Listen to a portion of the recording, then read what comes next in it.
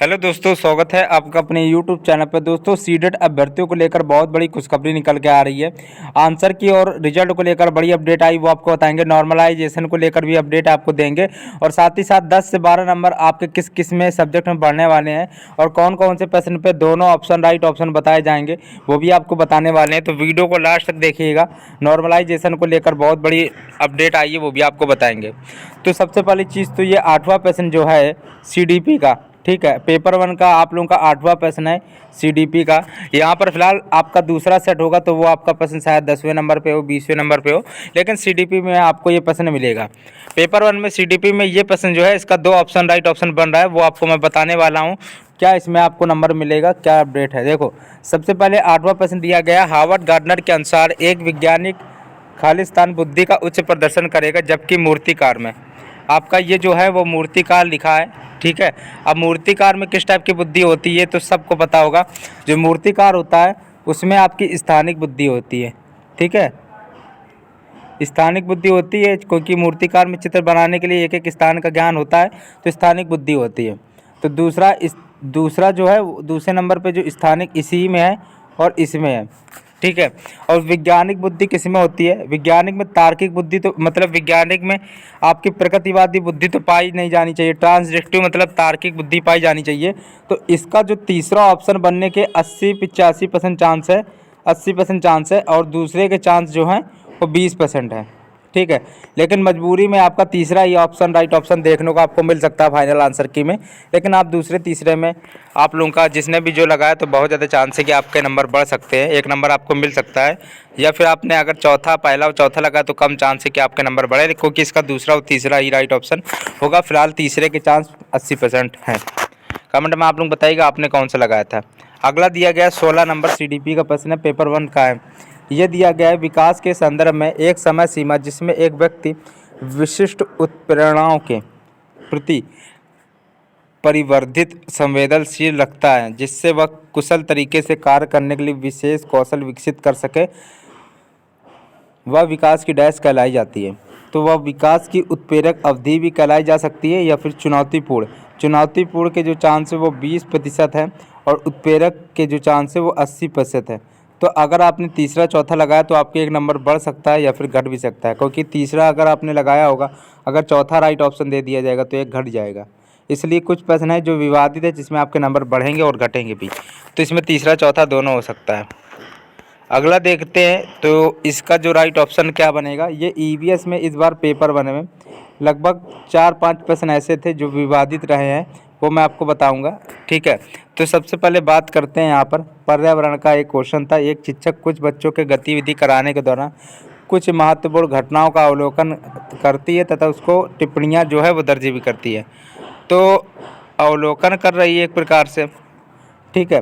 तो पोर्टफोलियो और उपसंख्यानात्मक में आपका कोई भी ऑप्शन राइट ऑप्शन बन सकते हैं। यहाँ पर पहला और तीसरा में कोई भी राइट ऑप्शन आपका बन सकता है। अभी फ़िलहाल उसमें कुछ कंफर्म नहीं कहा जा सकता है, ठीक है। और है पर्यावरण का प्रश्न आपका कक्षा 5 का।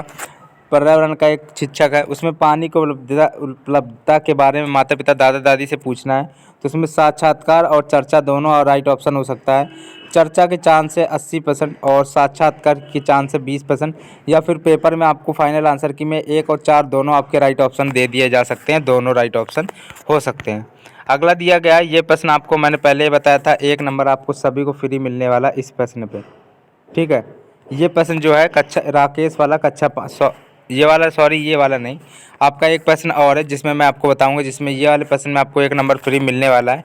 इसमें तो ये डाउट था कि इसमें किसी ने ऐसा घनत्व कारण होता है, क्योंकि कोई वस्तु डूबती है नहीं डूबती है, घनत्व कारण होता है, तो ABC होना चाहिए। और किसी ने B और C बताया, यूट्यूब में आप लोग दे सकते हो।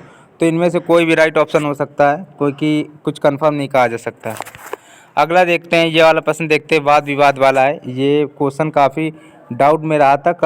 अर्चना वाला प्रश्न है EVS का, कक्षा 4 की पर्यावरण शिक्षिका के लिए। इसमें पूछा क्या नहीं हो सकता, तो सारे आपके पॉजिटिव मिल रहे थे। इसको अगर हम निगेटिव मान के भी चले, हालांकि ये भी D थोड़ा पॉजिटिव वे में आ रहा है, लेकिन थोड़ा निगेटिव भी है कि वाद विवाद से बच्चे अपने साथियों के ज्ञान का आकलन कर लेते हैं, ये भी सत्य बात है। लेकिन D को अगर हम निगेटिव मान के चलें तो ही आप लोगों का B और D, कुछ काफ़ी लोगों ने B को भी निगेटिव मान लिया, प्रोत्साहन बल्कि मिलता है। तो फिलहाल अगर आपको या तो इसमें एक फ्री नंबर मिलेगा, इसमें पूछा गया था ना क्या नहीं हो सकता है, तो सारे राइट ऑप्शन बन रहे हैं। या तो इसमें आपका बी और डी राइट ऑप्शन हो सकता है 80% चांस है, या फिर आपका एक फ्री नंबर आपको सभी को इसमें मिल सकता है, क्योंकि बी भी आपका पॉजिटिव है तो इसको नहीं लगा सकते हैं।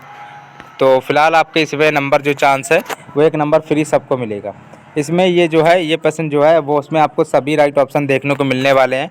इसमें कोई कंफर्म नहीं, काफ़ी लोगों ने चौथा बताया यूट्यूब में, दूसरा बताया, पहला बताया, तीसरा बताया, तो सभी बताया भी इसमें कुछ कंफर्म नहीं क्या राइट ऑप्शन होगा। ये बहुत ही ज़्यादा विवादित प्रश्न है। अगला है इसमें ये हिंदी का प्रश्न है आपका, लैंग्वेज 1 पेपर 1 हिंदी है जिसने ली थी लैंग्वेज 1 में।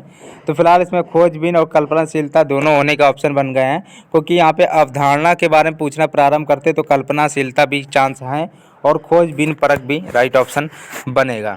अगला दिया गया सामाजिक भाषिक चरित्र, तो बिल्कुल सही है और इसका आपका ये बबलाना राइट ऑप्शन हो जाएगा। फिलहाल इसमें भी थोड़ा डाउट था आप लोगों का, यहाँ पर डिसलेक्सिया फेजिया में से कोई भी हो सकता है। वैसे तीसरे के चांस है इसमें डिसलेक्सिया ही होना चाहिए, लेकिन कुछ भी हो सकता है। ये क्वेश्चन पेपर 2 का है, सीडीपी का है ये प्रश्न, लोकेश वाला वर्ग समावेशन का। इसमें दिल्ली से भारत जाने पर एक संकल्पना से दूसरे संकल्पना में वर्गीकृत होता है, तो इसमें भावना, स्मृति, सीखने का भी थोड़ा बहुत प्रभावित होगा। स्वविनित सीखने की संसाधित करेगा, तो थोड़ा बहुत तो प्रभाव पड़ेगा जब एक संकल्पना दूसरी संकल्पना से बनाता है।